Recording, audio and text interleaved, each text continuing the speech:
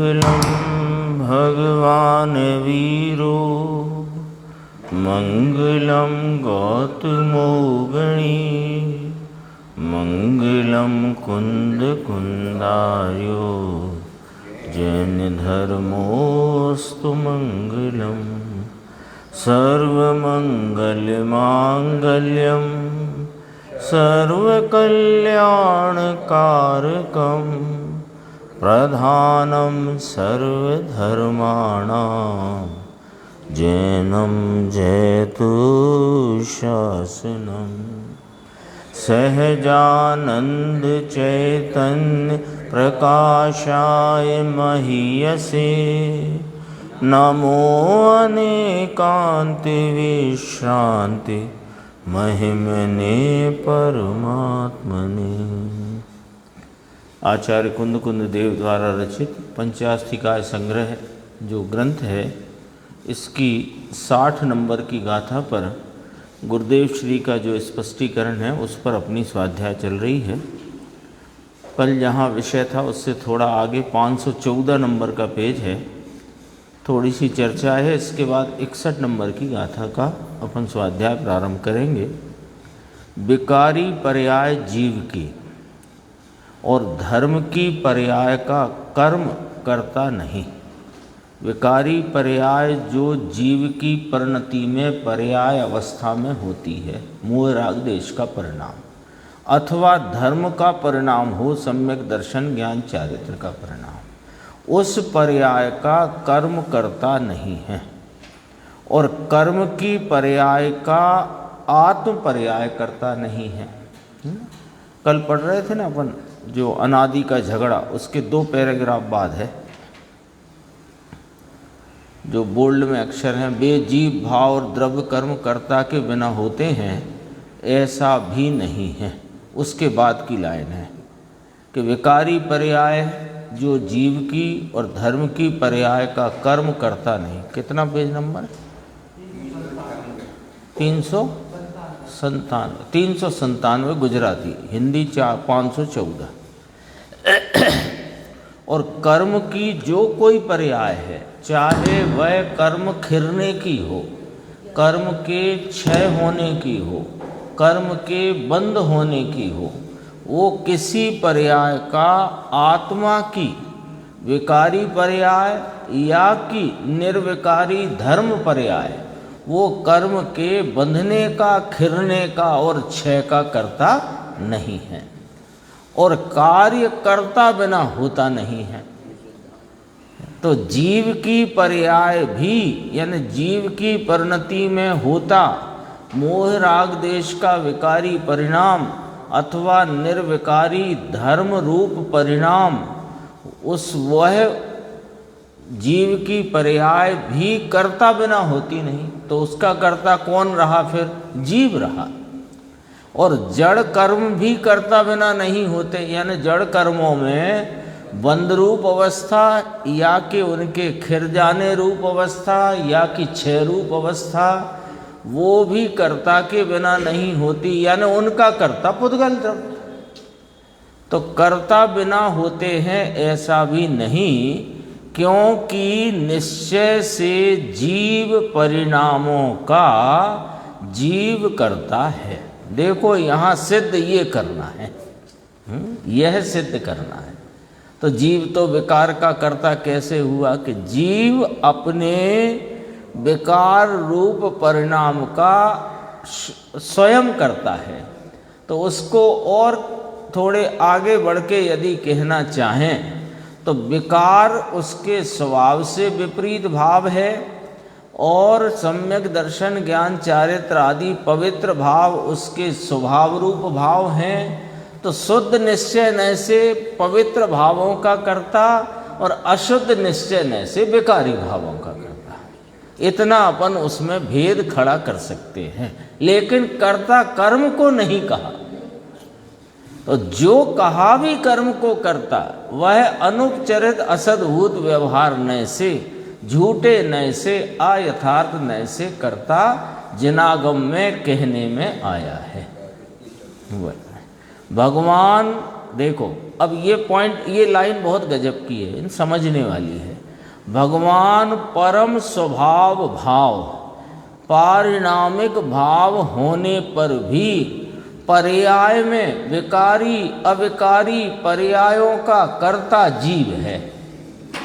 इस लाइन में क्या खासियत है कि पूर्व की, इससे पूर्व जो गाथा थी तब कहा था कि जीव के औदयिक, औपसमिक, छायोपसमिक और छायक भाव वे जीव के भाव हैं किंतु पारिणामिक भाव के नहीं हैं, और जीव पारिणामिक भाव स्वरूप है। ये ख्याल में है ना। अब उसी व्याख्या को अभी चित्त में लो और अब इस पंक्ति को पढ़ो कि भगवान परम स्वभाव भाव पारिणामिक भाव होने पर भी द्रव्य स्वभाव से तो अनादि अनंत एक रूप ध्रुव स्वरूप परम स्वभाव भाव पारिणामिक भाव रूप है, तथापि उसकी ही, उसी द्रव्य की ही पर्यायों में जो कुछ भी औदयिक, औपसमिक, छायोपसमिक, छायक जो भी पर्याय भाव होते हैं उन भावों का पर्याय में कर्ता जीव है, पारिणामिक स्वभाव में नहीं पर्याय में कर्ता जीव। कितना स्पष्टीकरण है, बोलो। ये एक एक बात को, एक एक एंगल को गुरुदेव श्री ने कितना स्पष्ट किया है। आगे थोड़ी सी चर्चा और है, फिर अपन 61 गाथा पे आएंगे। इसमें पेज नंबर 515 है। मुमुक्षु ने कहा कि साहब निमित्त कारण तो कहा है, कर्म की अवस्थाओं का निमित्त कारण जीव को कहा है, जीव की अवस्थाओं का निमित्त कारण कर्म को कहा है। जिनागम में नहीं कहा सो ऐसा तो नहीं है, कहा तो गया है। तो कहा है तो उसका अर्थ क्या हुआ वो देखो। तो निमित्त कारण का अर्थ क्या हुआ, गुरुदेव श्री का जवाब है। उन्होंने पूछा निमित्त कारण तो कहा है, उत्तर देते हैं। तो निमित्त कारण का अर्थ क्या हुआ, वह तो दूसरी चीज उपस्थित है इतना बस है, वहाँ नहीं है। जब जीव की परिणति में विकार हुआ, देखो अभी थोड़ा सा और अपन व्यापकता से विचार करते हैं कि जब जीव की पर्याय में किसी एक जीव को लो, उसकी कोई एक समय की पर्याय में अपन देखें तो उसमें कदाचित उस समय विकार भाव राग द्वेष मोह का उत्पन्न हुआ। उस ही काल में जगत में जितने द्रव्य हैं उनमें भी परिणमन हुआ है, सभी द्रव्यों में। लेकिन सभी द्रव्य हैं और परिणमित हैं और उस काल में उनका भी परिणाम है, लेकिन उन पर अनुकूलता का आरोप नहीं किया जा सकता। लेकिन समीप में रहे हुए जो पुद्गल कर्म हैं, जो कि इसी जीव के पूर्व किसी परिणाम के निमित्त से कर्म भाव को जो पुद्गल प्राप्त हुए थे, उनका ही उदय भाव इसके विकारी भाव में अनुकूलता को प्राप्त होने से निमित्त का आरोप प्राप्त करता है, करता नहीं है।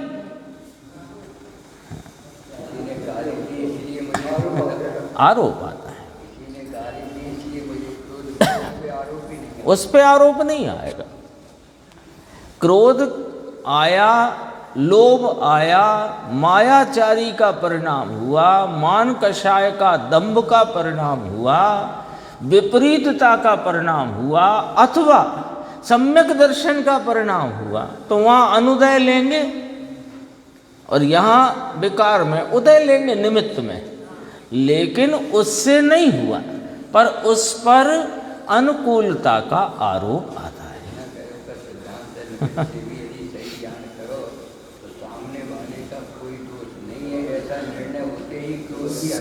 सबका निषेध हो जाता है, सबका अन्य। देखो एक निमित्त को वहाँ पर परिणमित है और इस उपादान में उस निमित्त के परिणमन पर अनुकूलता का आरोप आ सकता है। और आया तो निमित्त कहा, इतने में सब अन्य जितने भी तुम्हारे विकल्प संकल्प हों सबका शमन हो जाता है। तो फिर निमित्त से मानने में क्या बुराई है कि ना, कार्य उपादान में उपादान से होता है, निमित्त से नहीं। जीव भावों का कर्ता जीव है, कर्म पुद्गल नहीं। और कर्म पुद्गल के चाहे बंध रूप भाव हों चाहे विनाश रूप क्षय रूप भाव हों, उनका कर्ता पुद्गल कर्म है, जीव नहीं।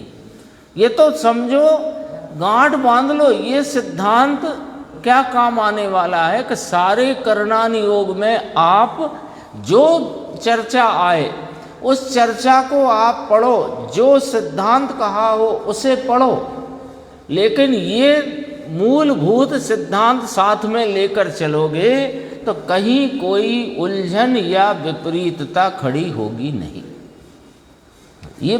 ये प्रकरण बहुत गजब का है पंचास्तिकाय में। देखो, परंतु जो कार्य हुआ वह निमित्त से हुआ नहीं। व्यवहार प्रधानता का अर्थ क्या है ना? कई लोग कहते हैं व्यवहार प्रधानता से कहो, तो व्यवहार प्रधानता का अर्थ क्या, ये भी समझना। तो व्यवहार को तो प्रधान रखो थोड़ा, आप तो रखते हैं। व्यवहार की प्रधानता ही इस बात में है कि व्यवहार व्यवहार है, अभूतार्थ है, असत्यार्थ है नहीं उसे कहता है। व्यवहार की प्रधानता ही ये हुई। आप व्यवहार को बिल्कुल मुख्य नहीं करते, अरे व्यवहार की मुख्यता ही इसी में, जिसका जो स्वरूप है उसको उस स्वरूप से जान लिया, बता दिया, समझ लिया। ये व्यवहार की प्रधानता हुई कि नहीं हुई? और निश्चय की प्रधानता ये है कि असलियत जो है, वास्तविकता है, यथार्थ जो है, उसे उस रूप जानना, समझना, निश्चय की प्रधानता। और उस समय में जो व्यवहार है वो व्यवहार है ऐसा जान लेना, ये व्यवहार की प्रधानता है। हाँ, वो बात बराबर है। दृष्टि के लिए जितने भेद हैं वे सब व्यवहार में जाते हैं, तो उन्हें व्यवहार जानकर गौण करना, पर व्यवहार को व्यवहार जान लेना ही व्यवहार की प्रधानता है। जो लोगों को ऐसा लगता है, इसलिए ये बात कही, अथवा यहाँ प्रश्नोत्तर में जो चर्चा आई उसमें ये समझना जैसा है, समझने जैसी बात है कि आप तो निश्चय वाले और हम तो व्यवहार वाले, ये है ही नहीं। ऐसा है ही नहीं। तब पंडित जी ने लिखा, टूटरमल जी ने, कि व्यवहार किसी क्रिया और विकल्प का नाम नहीं है। व्यवहार तो नय है, और नय तो ज्ञान का अंश होता है। ज्ञान का जो अंश विकल्पादिक रूपी जो भाव हैं, उनको मोक्ष मार्ग में सहचर और अनुकूल जानकर निमित्त कहे गए, उनका ज्ञान करने कराने की बात है। तो उसे भी, उस व्यवहार को, किसको, दया दान व्रत भक्ति के जो विकल्पात्मक राग रूप परिणाम हैं, उन्हें व्यवहार कहने का व्यवहार है। समझ में आई बात? वो खुद व्यवहार नहीं है, वो व्यवहार नए के विषय हैं, इसलिए व्यवहार कहने का व्यवहार है। व्यवहार तो दरअसल ज्ञान के अंश का नाम होता है। विकल्पों में कोई विकल्प निश्चय और कोई विकल्प व्यवहार ऐसा तो है ही नहीं। सब विकल्प व्यवहार का विषय है, और व्यवहार के विषय हैं तो व्यवहार कहलाते हैं। हाँ, भावशुद्ध ज्ञान में खिलता है वो, नए तो इसके पहले नहीं। लेकिन अब जैसे जिसको भावशुद्ध ज्ञान अनादि से नहीं परिणमा, अनादि से मिथ्यात्व ज्ञान में परिणमित है, तो उसको नए लागू पड़ेंगे कि नहीं? तो इसको भी जरा समझ लेना बात को, कि उसके ज्ञान को लागू नहीं पड़ेंगे, पर जो जिनवाणी में ज्ञानियों का, मुनिराजों का, आचार्य भगवंतों का जो उपदेश है, उनको तो नए लागू पड़ते हैं ना। तो उनके द्वारा प्ररूपित नयों के विषय को बराबर जानकर अपनी परिणति में स्वरूप का आलम्बन लेकर भाव शुद्ध ज्ञान प्रकट करे। ऐसे करके उसे शास्त्र के नए लागू पड़ते हैं, और वे नए लागू पड़े तब कहा जाए जब परिणति में भाव शुद्ध ज्ञान की प्रकटता हो जाए। ऐसा ही नहीं, अब जैसे गुरुदेव श्री है या आचार्य अमृतचंद्र हैं देव हैं या कुंद कुंद आचार्य हैं, वे तो नए विवक्षा से कथन कर रहे हैं। 57 गाथा में कहा कि जीव भावों का कर्ता जीव है, फिर 58 गाथा में कहा कि जीव भावों का कर्तत्व कर्म को सम्मत किया जाए, द्रव्य कर्म को। तो व्यवहार से कहा, तो वे व्यवहार, उनके व्यवहार, उनका निश्चय अपने को समझना है। उनके द्वारा जो व्यवहार का निरूपण व्यवहार से और निश्चय का निरूपण निश्चय से है, उसे समझकर उनके उपदेश का मर्म प्राप्त करके जो आलम्बन भूत विषय है उस तक पहुंचना। और आलम्बन भूत विषय का जब आलम्बन लोगे तो परिणति में भाव शुद्ध ज्ञान हो जाएगा और तुम्हें भी नए प्रकट हो जाएंगे। समझना है ना, तो वे किसके नए से समझना है कि ज्ञानियों की कथनी से, उनके पास तो नए है ना। ऐसे यानी यदि अपन ये सर्वथा मान के बैठ जाए कि अज्ञानी को नए नहीं होते, नया भास होता है, तो फिर वो समझेगा कैसे।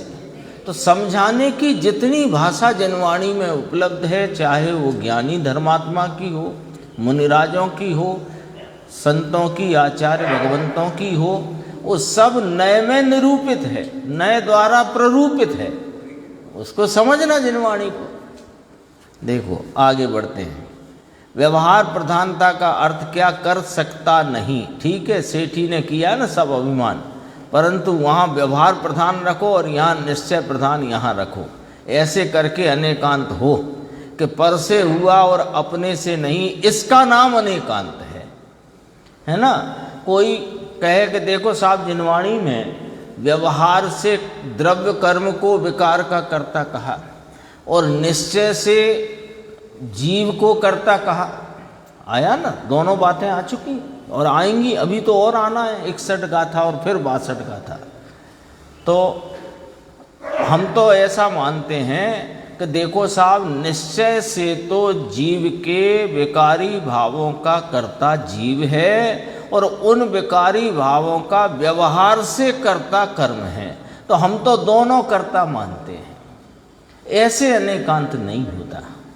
अनेकांत इस प्रकार है कि जो व्यवहार से द्रव्य कर्म को जीव के विकारी भावों का कर्ता कहा, सो वह व्यवहार है, निश्चय नहीं।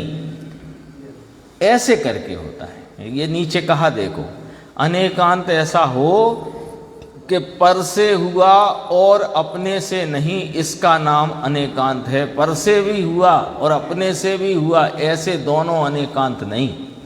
ये तो फुदड़ीवाद हुआ, गजब काम है। ऐसे नहीं होता। अनेकांत का अर्थ ये नहीं होता जैसे मेरा यह बायां हाथ ही है, दायां नहीं, ये अनेकांत हुआ।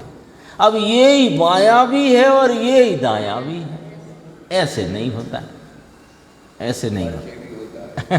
पर से भी होता है और अपने से भी होता है, ऐसा फुदड़ीवाद नहीं चलेगा। यहाँ तक और थोड़ा सा और है, देखो 516 पेज जहाँ पढ़ रहे हैं उसके 1.5 पे एक पैराग्राफ पूरा विरोध हुआ, जो प्रश्न आया ना उसका, कि ये तो आपने जिनवाणी में है ना, कर्म सिद्धांत शास्त्रों में तो द्रव्य कर्म को विकार आदि जीव के भावों का कर्ता कहा और आपने तो मना कर दिया, तो ये तो पूर्ण विरोध हुआ। तो गुरुदेव ने कहा पूर्ण विरोध हुआ कैसे, सुनो अब। क्योंकि निश्चय से जीव परिणाम का जीव करता है, सम्यक दर्शन के परिणाम का कर्ता जीव है। दर्शन मोह का अनुदय हुआ तो सम्यक दर्शन हुआ, ऐसा है नहीं, ऐसा कहते हैं ना। अब पढ़ा तो वहाँ ये है कि जैसे ही दर्शन मोह अनुदय उपशम को प्राप्त होता है तो जीव की परिणति में सम्यक्त की प्राप्ति होती है। वो तो निमित्त का ज्ञान कराया है, वो व्यवहार का कथन है, लेकिन होता नहीं है ऐसा। व्यवहार क्या कह रहा है कि है नहीं ऐसा कहना। तो कर्म के अनुदय परिणाम से जीव के सम्यक्त होता है कि नहीं होता है? तो जिनवाणी कहती है कि हाँ, जिनवाणी व्यवहार से ऐसा कहती है, निमित्त पर कर्तापने का आरोप करके कहती है। दर्शन मोह का अनुदय हुआ तो सम्यक दर्शन हुआ, ऐसा है नहीं। ऐसा कहते हैं। कल ये प्रश्न करता था भाई कि कर्म का उदय यानी दर्शन मोह का उदय हो और मिथ्यात्व यहाँ जीव को ना हुआ हो, सो बताओ आप हमें।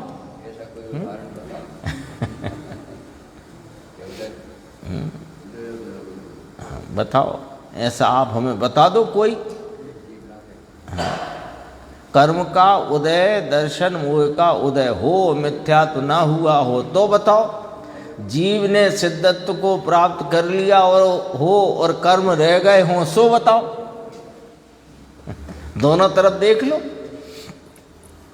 अरे भगवान, क्या करता है तू दो द्रव्यों की भिन्नता को स्वीकार नहीं कर पाता है, तो यहाँ अंतरंग में द्रव्य और पर्याय की भिन्नता का बोध तुझे कैसे हो सकेगा? बोलो।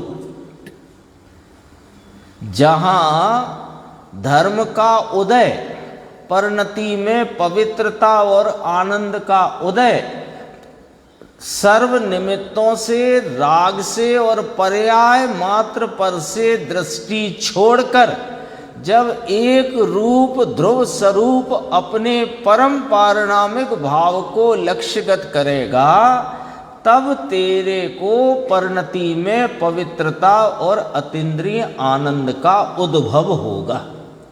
उसी समय। और ये कोई आज का सिद्धांत नहीं है, अनादि का यही सिद्धांत है।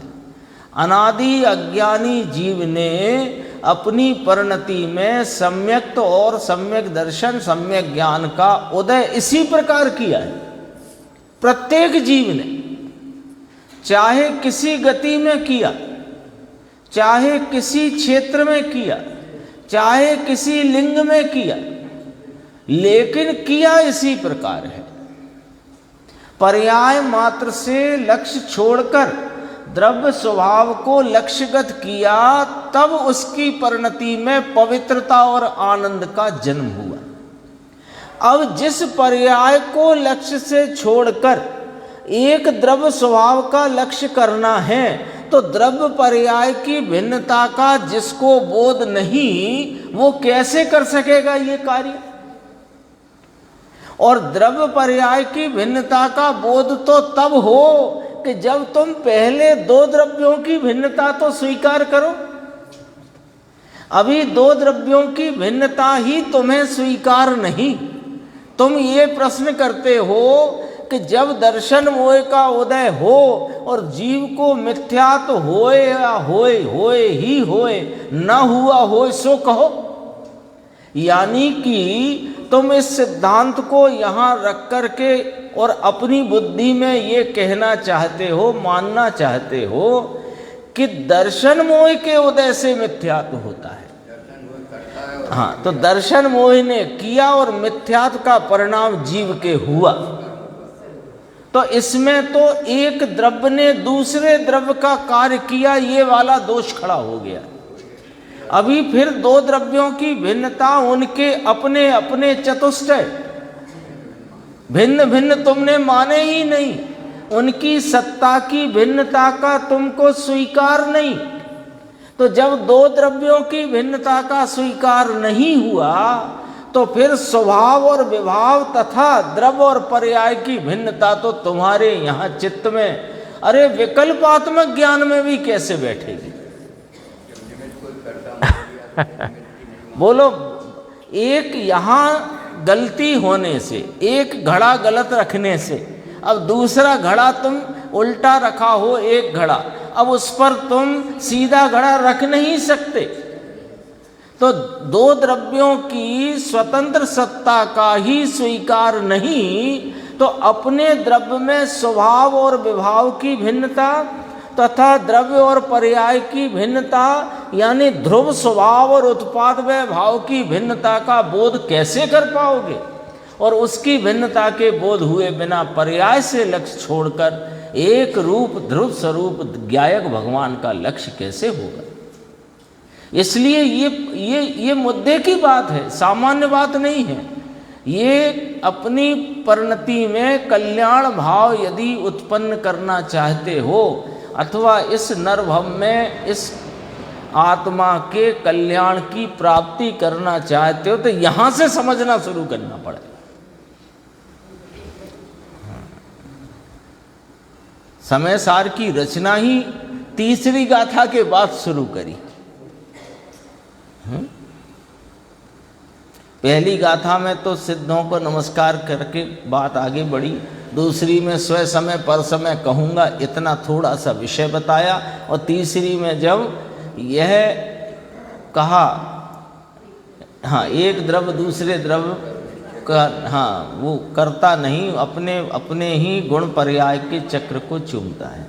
फिर चौथी गाथा से कहा कि तूने अब तक क्या सुना, और पांचवी गाथा में कहा कि अब मैं सुनाऊंगा सो अनुभव करना, और छठवीं सातवीं में सुना दिया, और आठवीं में वो व्यवहार से जो बात कही उस व्यवहार को 8, 9 और 10 में दिखा दिया, और 11वीं में फिर भूतार्थ सत साहिब वोदत्त मस्जिदो खलु सम्मा दिट्ठी हवद जीवो, वो वाली बात कह करके 12वीं में समापन कर दिया। 12 गाथा में है समय सार। कोई अद्भुत शैली है। देखो अभी ग्रंथ कहना है लेकिन 12 में कह दिया है ना। एक बार आई थी चर्चा कि संक्षिप्त रुचि वालों को 12 गाथा में समय सार, मध्यम रुचि वालों को 38 गाथा में समय सार, और विस्तार रुचि वालों को 415 गाथा। देखो आगे बढ़ते हैं। अरे भगवान क्या करता है तू, अरे दर्शन मोह का अनुदय हो और संकेत ना पाए तो बताओ, ऐसे वो प्रश्न किया। अरे यह तो निमित्त का कथन है भाई, तेरे दृष्टांत खोटे हैं, ये तेरा तर्क खोटा है। लो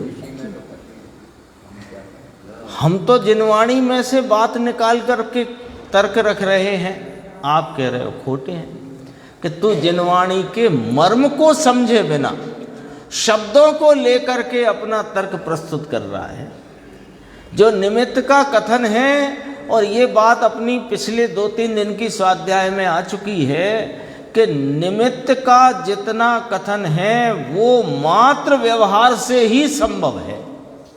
निश्चय कथनी में निमित्त नाम का कोई भाव हो सकता ही नहीं, वो तो एक उपादान की बात करता है। प्रश्न किए हो, ये सब प्रश्न हमारे आ गए, अखबार में आ गए हैं, पत्रिकाओं में। मिथ्यात्व का उदय हो जड़ का नाम दर्शन मोह का, और मिथ्यात्व ना पाए ये एक दृष्टांत बताओ, ऐसा कहते हैं। अरे दृष्टांत ऐसे हैं, सुन तो सही। अभी देखो यहाँ बहुत गजब की बात कही।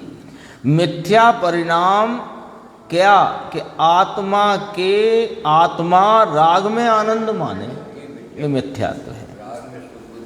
दर्शन मोह का उदय है इसलिए मिथ्यात्व है कि नहीं, राग में आनंद मानना, राग में लाभ मानना, राग को हितकारी मानना, राग की मदद से सम्यक्त होता है ये मानना, दरअसल तो मिथ्यात्व ये है।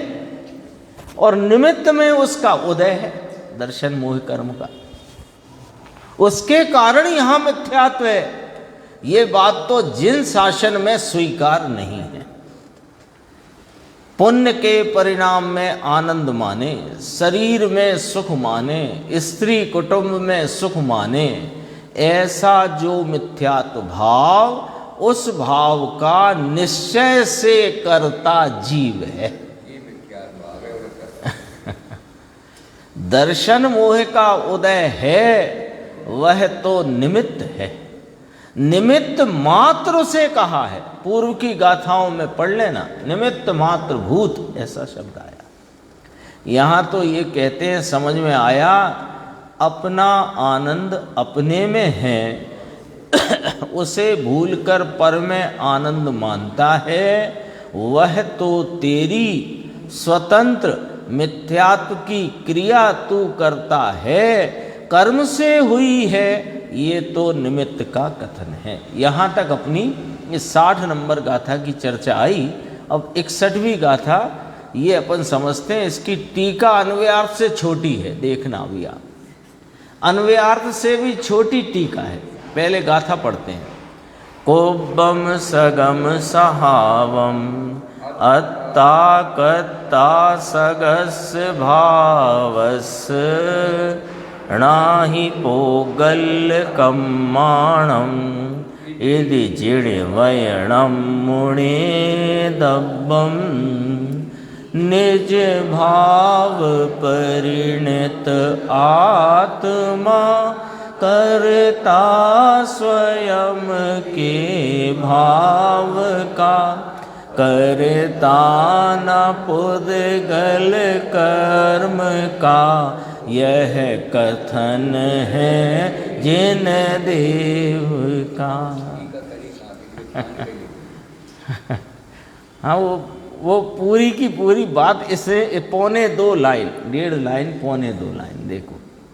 अन्वयार्थ, अपने स्वभाव को करता हुआ आत्मा वास्तव में अपने भाव का करता है, पुद्गल कर्मों का नहीं, ऐसा जिन वचन जानना।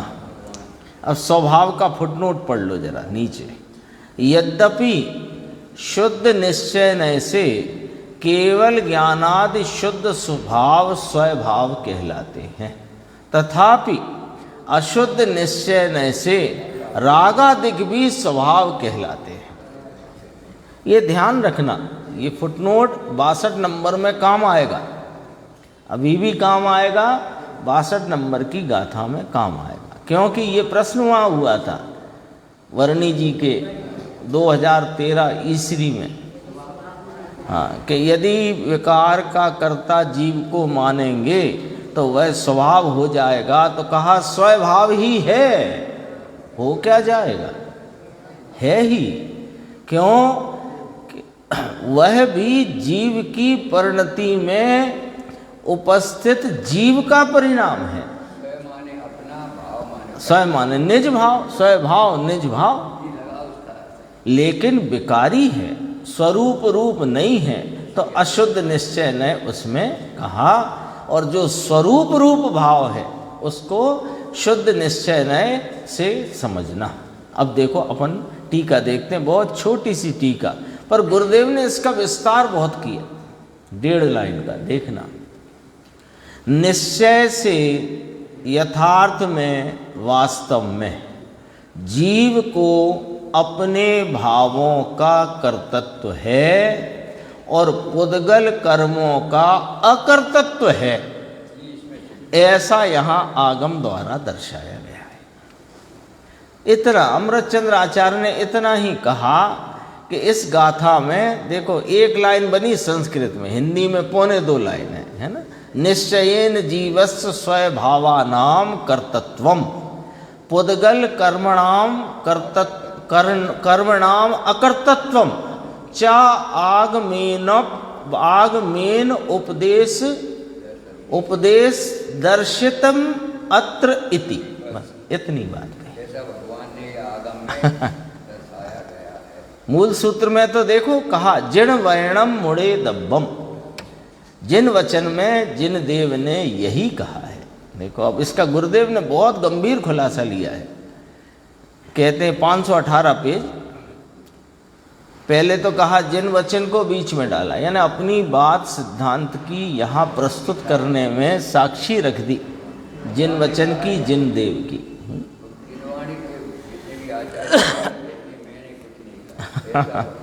क्योंकि कहा तो दरअसल में भगवान नहीं है, और उसी परंपरा में ये सब चर्चा अपने सामने प्रस्तुत हुई है।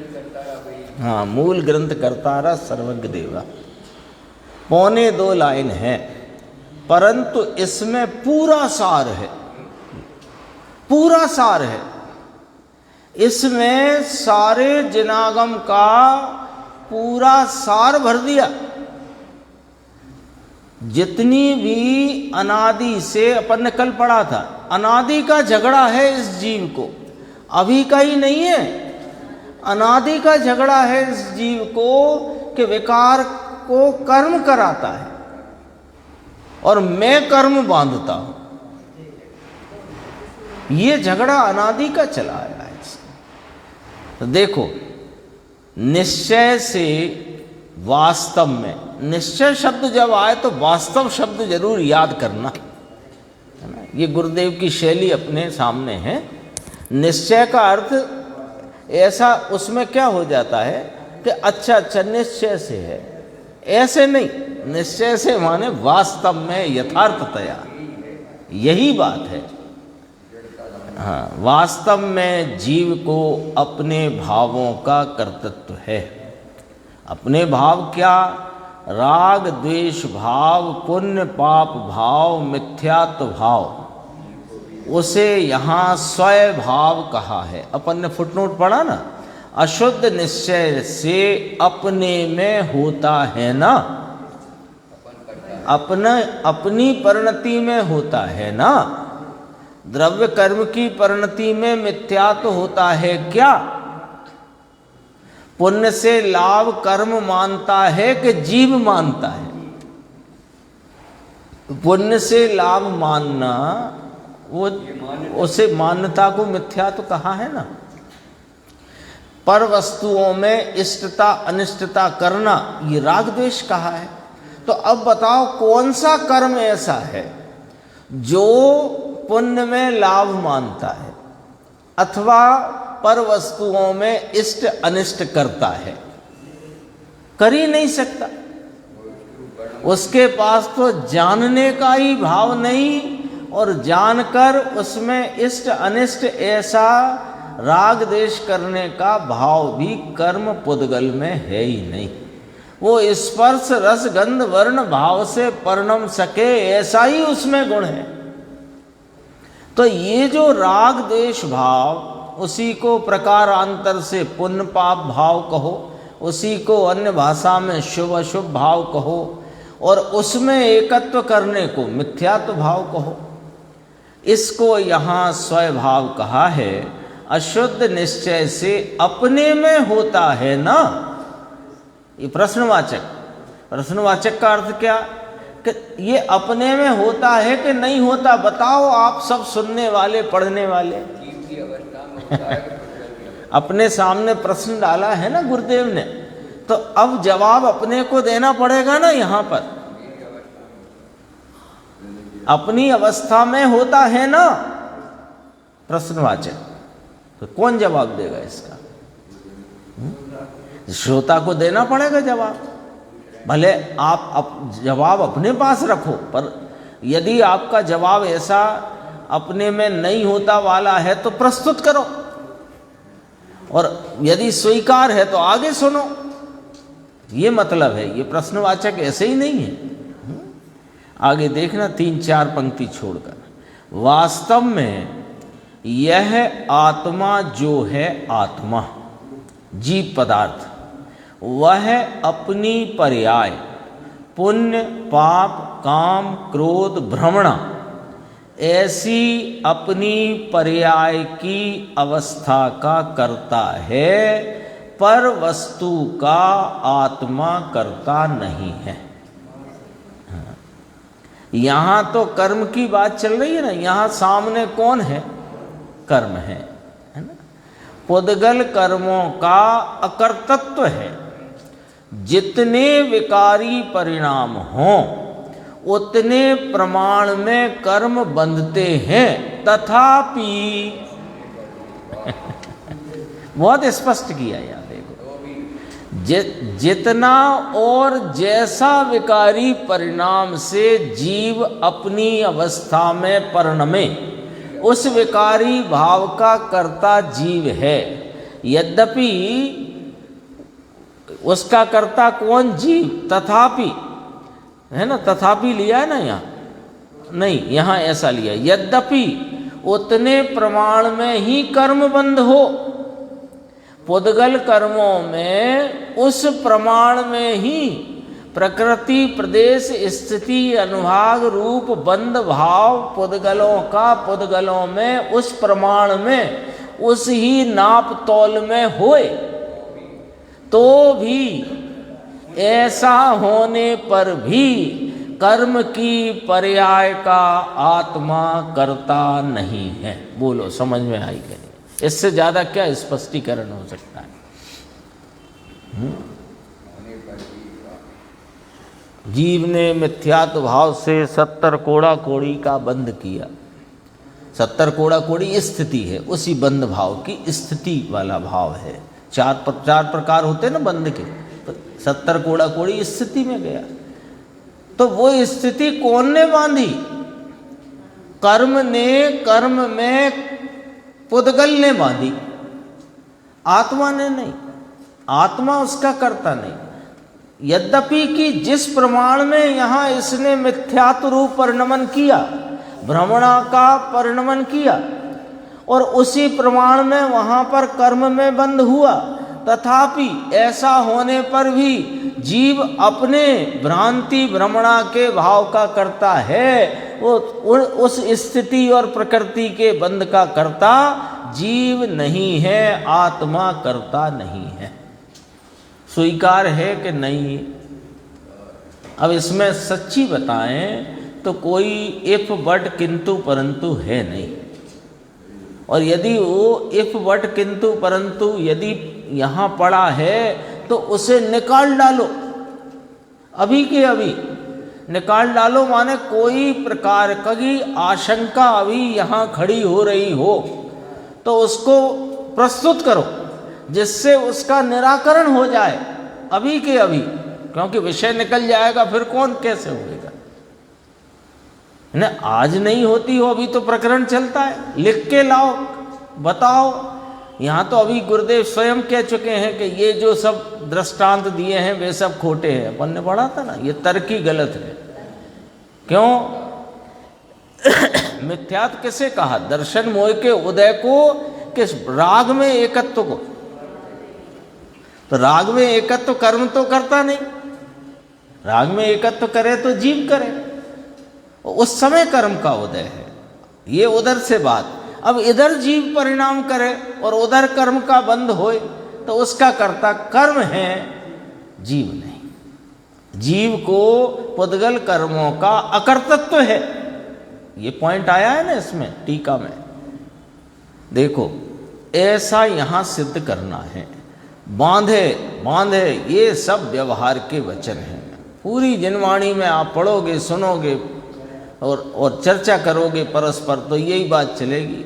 जीव ने ऐसे बांधे, उसने ऐसे बांधे, उसने ऐसे बांधे, उसने ऐसा किया, उसने ऐसा कर्म बांधा।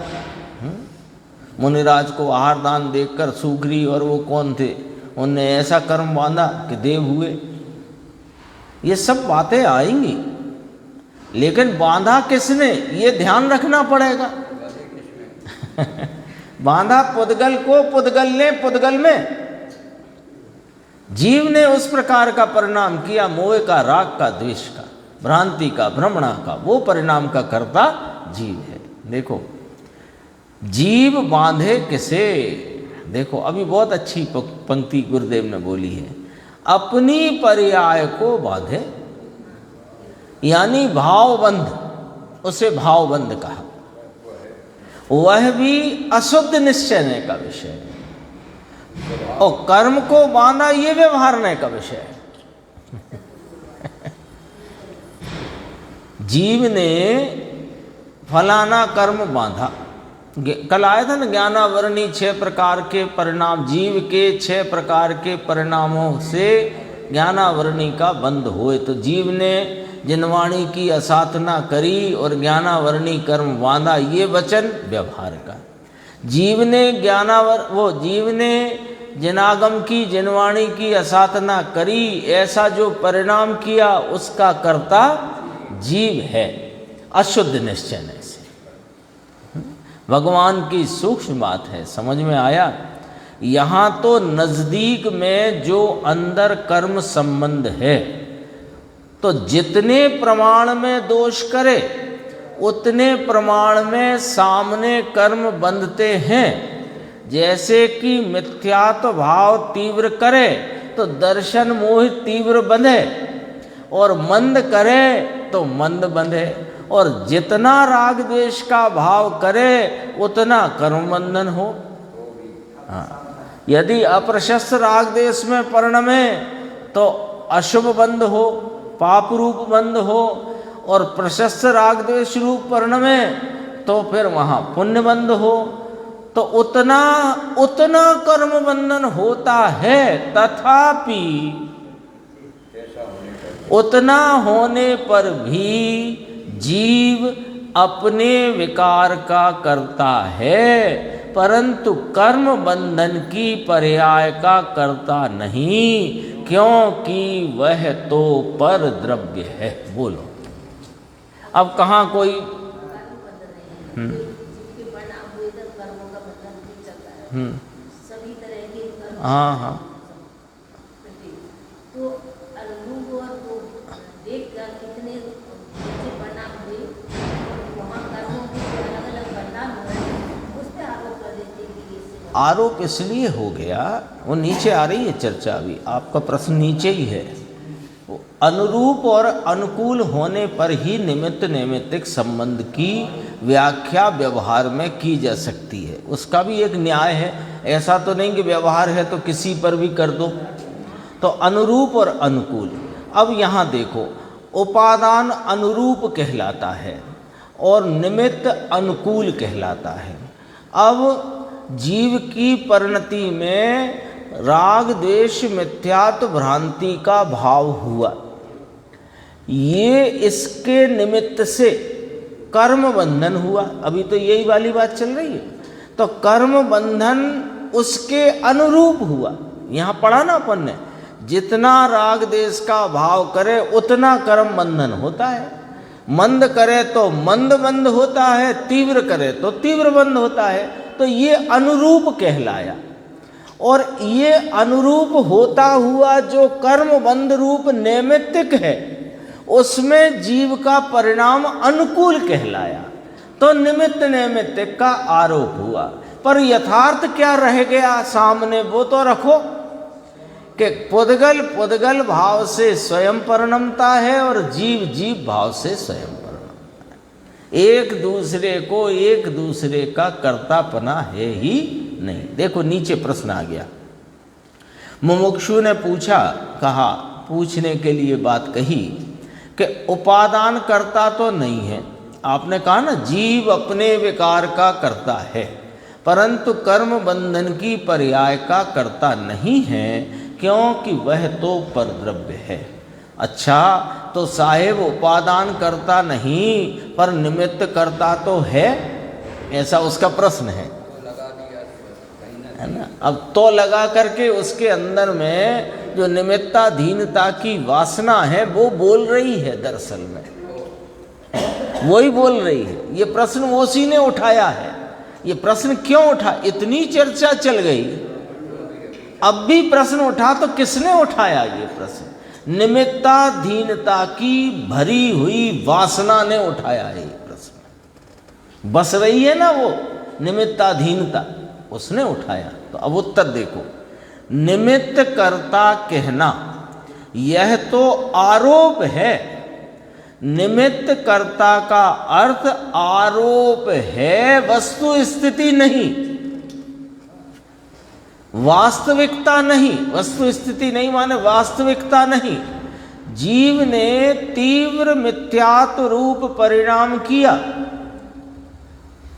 तो उससे उसको तीव्र दर्शन मोह का बंध हुआ। ये तो अनुरूप, अभी अपन कर चुके चर्चा, अनुरूप अनुकूल देखकर निमित्त नैमित्तिक व्यवहार से जीव के परिणाम को निमित्त का आरोप दिया। वास्तविकता में जीव अपने भावों का करता है, कर्म भावों का तो जीव को अकर्तत्व है। यही भाषा लो, कर्म भाग तो अब तक हमने कितने कर्म बांधे हैं? तो जो ऐसा क्यों लिखा जिनवाणी में, जो पूर्व में बांधे थे कर्म वे उदय में आते हैं, और उन उदय से जब जीव जुड़ता है तो नवीन विकार भाव से परिणमता हुआ पुनः नवीन कर्म बांधता है। पढ़ लेना मोक्ष मार्ग प्रकाश है, ऐसा ही है। लेकिन वो सारा का सारा व्यवहार है निमित्त नैमित्तिक संबंध का व्यवहार है। निश्चय में कोई संबंध होता ही नहीं। पहली बात ये समझ लो, वास्तव में किसी वस्तु का किसी वस्तु से कोई संबंध नहीं है। एक ये आंख की पलक जो है, इसमें रहे अनंत परमाणु में एक परमाणु का दूसरे परमाणु से संबंध नहीं है। एक शक्कर के दाने में सब परमाणुओं के अपने अपने रसगुण और सब रसगुण का मीठा परिणमन, लेकिन सबका स्वतंत्र स्वतंत्र परिणमन है। एक परमाणु के कारण से दूसरे परमाणु का रसगुण परिणम गया, ऐसा तीन काल में नहीं।